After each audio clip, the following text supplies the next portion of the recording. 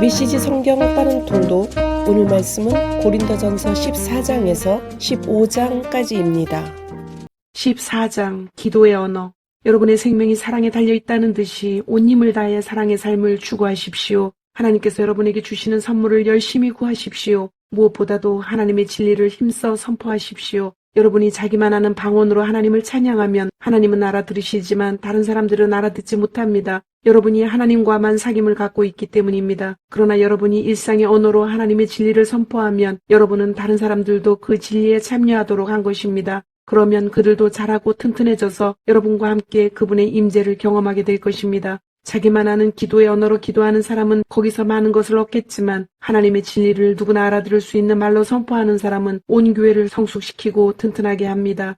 나는 여러분 모두가 기도로 하나님과의 사귐을 발전시키기를 바랍니다. 하지만 거기서 멈추지는 마십시오. 다른 사람들을 찾아가서 하나님의 분명한 진리를 선포하십시오. 여러분이 말하는 것을 모든 사람의 유익을 위해 통역해주는 사람이 없다면 비밀한 기도의 언어로 하나님의 임재를 경험하고 구하기보다는 모든 사람이 알아들을 수 있는 언어로 하나님을 아는 지식과 그분의 사랑에 접근할 수 있게 하는 것이 더 중요합니다. 친구 여러분, 생각해 보십시오. 내가 여러분에게 가서 하나님만 알아들으실 수 있는 말로 그분께 비밀히 기도한다면 여러분에게 무슨 유익이 있겠습니까? 내게 어떤 통찰이나 진리나 선포나 가르침이 있더라도 누구나 알아들을 수 있는 말로 전하지 않으면 여러분에게 무슨 도움이 되겠습니까? 가령 플루트나 하프 같은 악기들이 각각 독특한 음색으로 조화를 이루며 연주되지 않는다면 우리가 어떻게 선율을 알아듣고 음악을 즐기겠습니까? 나팔 소리가 다른 악기 소리와 구분되지 않는다면 어떻게 전투 계시를 알릴 수 있겠습니까? 여러분이 아무도 알아듣지 못하게 말한다면 여러분의 입을 여는 것이 무슨 소용이 있겠습니까?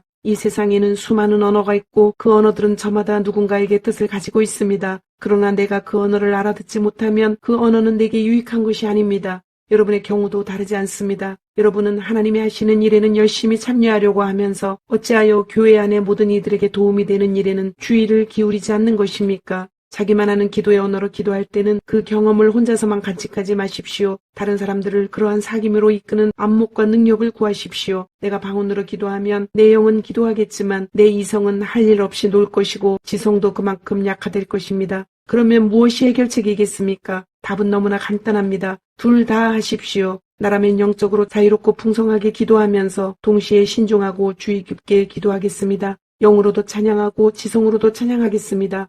여러분이 아무도 알아듣지 못하는 기도의 언어로 축복한다면 교회에 갓 들어와 무슨 일인지 알지 못하는 사람은 언제 아멘해야 할지 모를 것입니다. 여러분의 축복 기도는 더할 나위 없이 훌륭하겠지만 여러분은 그 사람을 아주 무시한 것이나 다름없습니다. 나는 우리에게 방언 기도라는 선물을 주셔서 그분을 찬양하게 하신 하나님께 감사를 드립니다. 그로 인해 우리는 그분과 놀라운 사귐을 갖게 되었습니다. 나는 여러분 가운데 누구보다도 방언 기도를 많이 합니다. 그러나 나는 사람들이 예배하러 모인 교회 안에 있을 때는 다른 사람들에게 횡설수설로 들릴 1만 마디 말을 하는 것보다 누구나 알아듣고 배울 수 있는 5마디 말을 하고 싶습니다. 아주 솔직히 말씀드리면 나는 여러분이 어린아이처럼 생각하는 것에 화가 납니다. 얼마나 더 있어야 여러분이 자라서 어른스럽게 생각하겠습니까? 어린아이처럼 악에 대해서는 잘 몰라도 괜찮습니다. 그런 경우에는 그저 안 돼 하고 말할 줄 알면 됩니다. 그러나 무언가에 대해 이해하려고 말하려면 그 이상의 것이 필요합니다. 성숙하고 잘 훈련된 지성만이 여러분이 소금수에 빠지지 않도록 지켜줄 수 있습니다. 하나님께서 성경에 이렇게 말씀하셨습니다.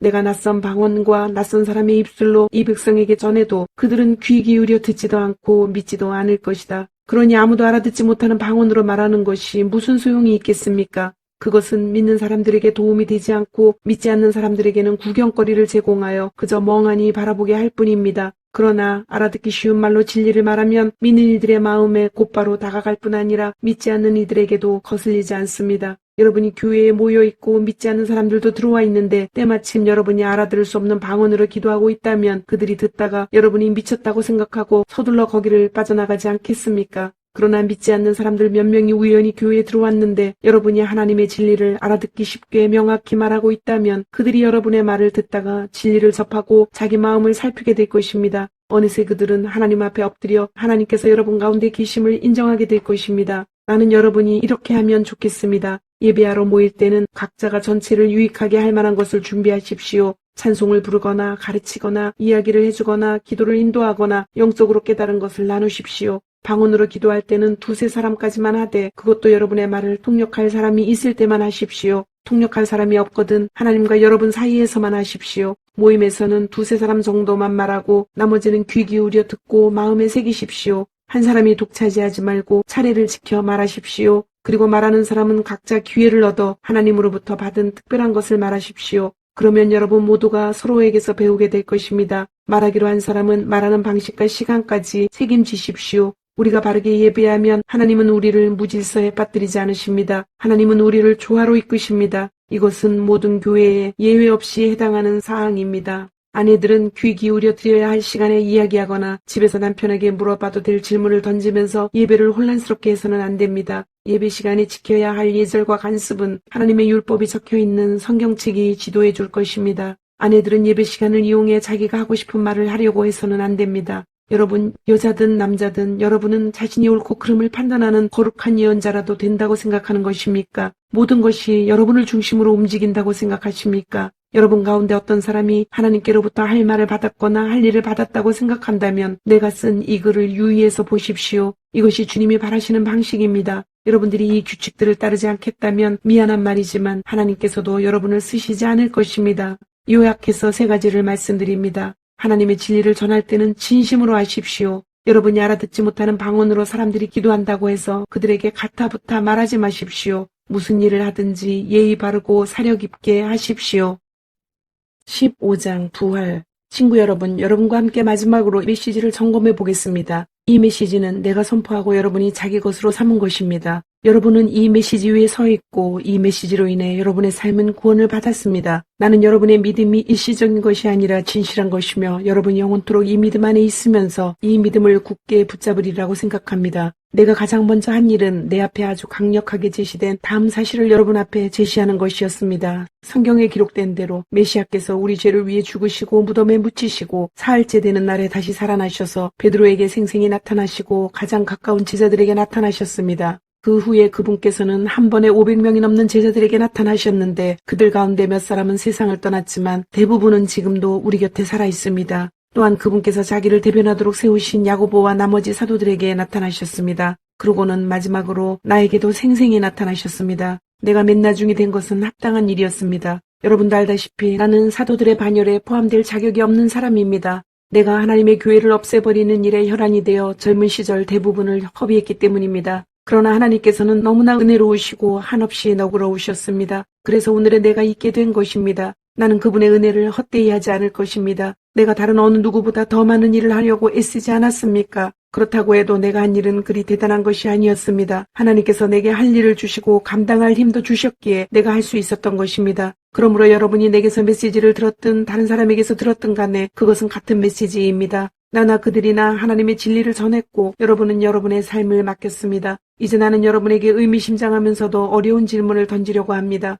여러분은 우리가 선포한 사실, 그리스도께서 죽은 자들 가운데서 다시 살아나셨다는 사실을 믿어서 신자가 된 것인데 사람들이 부활 같은 것은 없다고 말하도록 내버려 두다니 어찌 된 일입니까? 부활이 없다면 그리스도께서 살아나는 일도 없었을 것입니다. 그리스도의 부활이 없다면 우리가 여러분에게 전한 모든 것은 교묘한 속임수가 되고 여러분이 목숨을 걸고 붙잡은 모든 것도 교묘한 속임수가 되고 말 것입니다. 뿐만 아니라 부활이 없다면 우리는 하나님에 대해 뻔뻔한 거짓말을 늘어놓는 죄를 범한 셈이 되고 하나님께서 그리스도를 다시 살리셨다고 증언한 우리의 진술도 순전히 거짓말이 되고 말 것입니다. 죽은 자들이 다시 살아나는 일이 없다면 그리스도께서 다시 살아나는 일도 없었을 것입니다. 그분은 실제로 죽으셨기 때문입니다. 그리고 그리스도께서 다시 살아나지 않으셨다면 여러분은 지금도 예전처럼 어둠 속에서 길을 잃고 헤매고 있을 것입니다. 그것은 그리스도와 부활을 신뢰하며 죽은 이들에게 훨씬 불행한 일이 되었을 것입니다. 그들은 이미 무덤 속에 누워 있으니 말입니다. 우리가 그리스도에게서 얻는 것이 이 땅에서 잠시 사는 동안 누리는 작은 감동이 전부라면 우리야말로 정말 가엾은 사람들일 것입니다.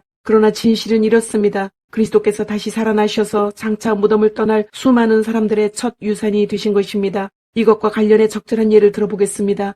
처음에 죽음이 한 사람을 통해서 왔고 부활도 한 사람을 통해서 왔습니다. 아담 안에서 모든 사람이 죽은 것 같이 그리스도 안에서 모든 사람이 살아납니다. 그러나 우리는 순서를 기다려야 합니다. 그리스도가 먼저이고 그 다음은 그리스도께서 다시 오시는 때에 그분과 함께하는 사람들입니다. 그리스도께서 다시 오시는 때는 장중한 완성의 때일 텐데 그때가 되면 그리스도께서 반대 세력을 부서뜨리고 그의 나라를 하나님 아버지께 넘겨드릴 것입니다. 그분께서는 마지막 원수가 쓰러질 때까지 멈추지 않으실 것입니다. 그 마지막 원수는 다름 아닌 죽음입니다. 시편 기자는 하나님께서 그들 모두를 낮추시고 하나님께서 그들 모두를 짓밟으셨다고 말했습니다. 하나님께서 그들 모두를 짓밟으셨다고 말할 때 모든 것을 짓밟으신 분께서 동시에 짓밟힐 수 없다는 것은 자명한 이치입니다. 하나님께서 마침내 만물과 모든 이들을 다스리실 때 그 아들도 모든 이들의 자리로 내려가 그들과 함께 서서 하나님의 통치가 미치지 않는 곳이 없음을 증명해 보이실 것입니다. 완벽한 결말이 아닐 수 없습니다. 사람들이 죽은 자들을 위해 세례를 받는 이유가 무엇이라고 생각합니까?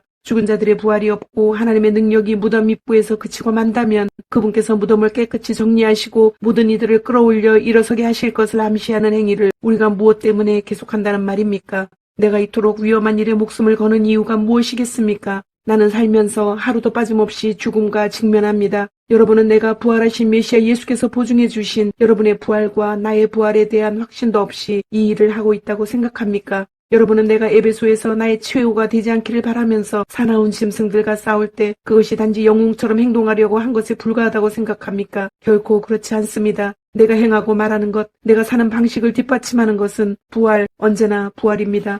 부활이 없다면 우리는 내일이면 죽을 테니 먹고 마시자고 할 것입니다. 그리고 그것이 전부일 것입니다. 그러나 속지 마십시오. 부활을 반대하는 잡담에 물들지 마십시오. 나쁜 친구가 좋은 행실을 망칩니다. 똑바로 생각하십시오. 깨어 거룩한 삶을 사십시오. 더 이상 부활의 사실에 대해 오락가락하지 마십시오. 지금 같은 시대에 하나님을 알지 못하는 것은 여러분이 부릴 사치가 아닙니다. 이러한 일을 오래도록 방치하다니 여러분은 창피하지도 않습니까? 어떤 회의론자는 꼭 이런 질문을 던집니다. 부활이 어떻게 일어나는지 보여주시오. 도표로 보여주고 그림으로 보여주시오. 도대체 부활한 몸은 어떻게 생겼습니까? 자세히 살펴보면 이 질문이 얼마나 어리석은 것인지 알 수 있습니다. 이런 일은 도표로 나타낼 수 없습니다. 우리는 이와 유사한 경험을 정원 1에서 찾아볼 수 있습니다. 죽을 것 같은 씨를 심었는데 이내 식물이 무성하게 자랍니다. 눈으로 볼 때 씨앗과 식물은 비슷한 점이 없습니다. 여러분은 토마토 씨를 보고 토마토가 어떻게 생겼을지 헤아릴 수 없습니다.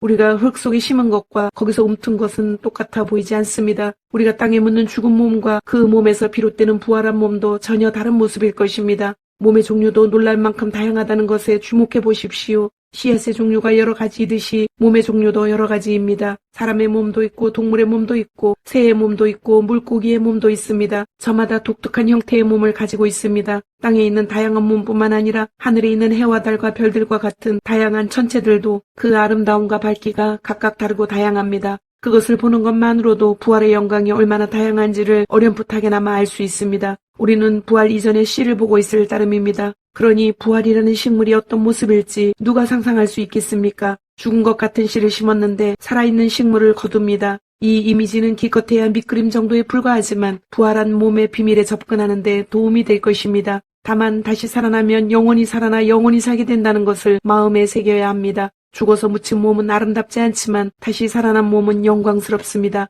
약한 것을 심었는데 강한 것이 싹틉니다. 뿌린 씨는 자연의 것인데 거기서 자란 것은 자연 너머의 것입니다. 씨도 같은 씨이고 몸도 같은 몸이지만 그것이 육체로 주고 묻힐 때와 영원한 영의 생명으로 다시 살아날 때 그 차이는 실로 엄청납니다. 성경에서 이 순서를 따라가 보겠습니다. 첫 번째 아담은 생명을 얻었고 마지막 아담인 예수 그리스도는 생명을 주는 영이 되었습니다. 육체의 생명이 먼저 오고 영적인 생명은 그 다음에 옵니다. 기초는 흙으로부터 단단히 빚어졌지만 최종 완성은 하늘로부터 옵니다. 첫 번째 사람이 흙에서 난 이래로 사람들은 땅에 속한 사람이 되었습니다. 두 번째 사람 예수 그리스도께서는 하늘에서 났고 사람들은 이제 하늘에 속한 사람이 될 수 있습니다. 이제껏 우리는 땅에 뿌리를 두고 살아왔지만 이제는 하늘에 속하는 것을 목표로 삼아야 합니다. 친구 여러분, 내가 강조하고 싶은 것은 이것입니다. 땅에 속한 우리의 삶은 그 본성상 우리를 하나님 나라로 인도해 주지 못합니다. 그 삶의 자연스러운 본성은 죽음입니다. 그러니 그 삶이 어떻게 마지막에 가서 자연스럽게 생명의 나라에 들어갈 수 있겠습니까?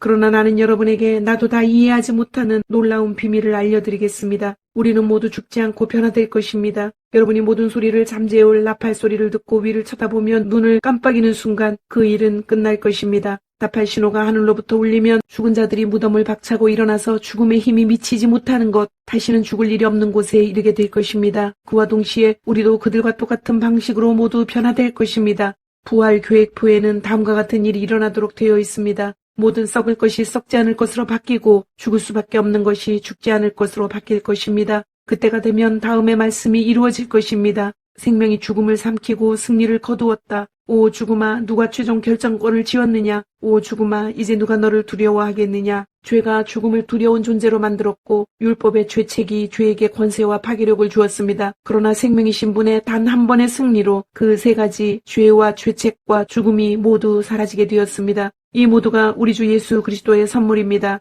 그러니 하나님께 감사드리십시오. 사랑하는 친구 여러분, 우리를 위해 이루어진 이 모든 일을 기억하고 굳게 서서 흔들리지 마십시오. 주저하지 마십시오. 여러분이 주님을 위해 하는 일이 시간 낭비나 헛수고가 아님을 확신하여 주님의 일에 매진하십시오. 주님, 오늘도 말씀을 주심을 감사드립니다. 주신 말씀대로 오늘 하루도 주님의 모습을 닮아가며 말씀대로 순종하며 살도록 은혜와 용기를 주옵소서. 예수님의 이름으로 기도드립니다. 아멘.